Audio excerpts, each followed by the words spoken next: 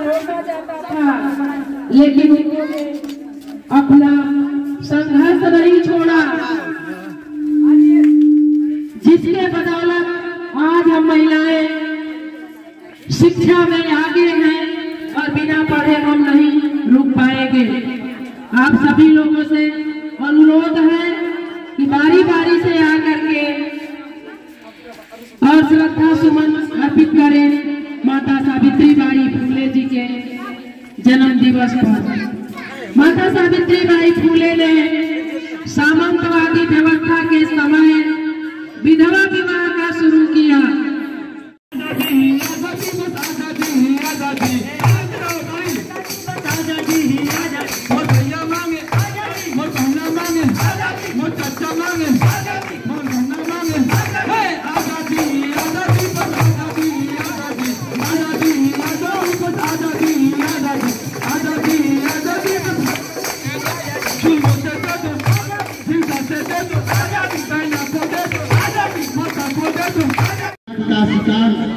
हमारे समाज के महापुरुष भी हुए, उनमें से एक माता सावित्री बाई फूले भी थी, जिन्होंने अपना सारा जीवन जो है समाज को के उत्थान के लिए समर्पित कर दिया।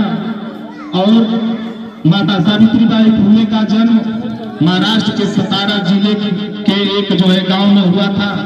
1831 को हुआ था और 1831 के बाद मात्र 9 साल की उम्र में माता सावित्री बाई फूले का विवाह जो है ज्योतिबा फूले जी से हो जाता है 1840 ईस्वी में।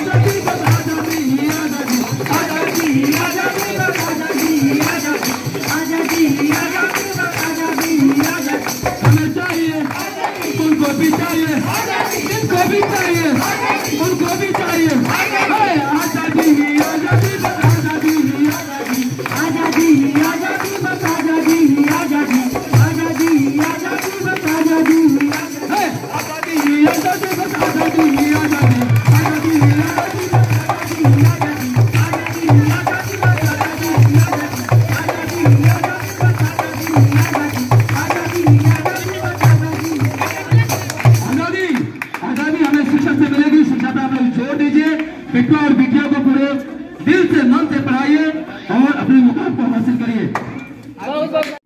होने के नाते उनको शिक्षा के अधिकार से भी दूर रखा गया था। जैसा कि मेरे स्मृति में प्रावधान है, जब भी आप लोग स्मृति पढ़ेंगे तो उसमें जो प्रावधान दिया गया वो वर्ण व्यवस्था के अनुसार हमारे भारत की माताओं बहनों को पढ़ने का अधिकार नहीं था।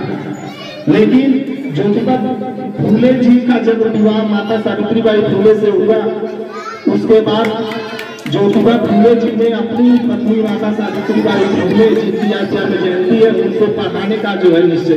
फूले समाज में पैदा हुई और जब महिलाओं के पति एक्सपायर हो जाते थे तो उनको जिंदा जलाना, अब अभिशाप बना करके रखना, ये सब चलता था। उस दौरान उन्होंने दोबारा शादी करने का अलग जगाया और अपने पति ज्योतिबा राव फूले जी के साथ में मिलकर के उन्होंने 1848 में पहला स्कूल खोला और उस स्कूल में हमारे समाज में जो लड़कियां महिलाएं पढ़ना शुरू की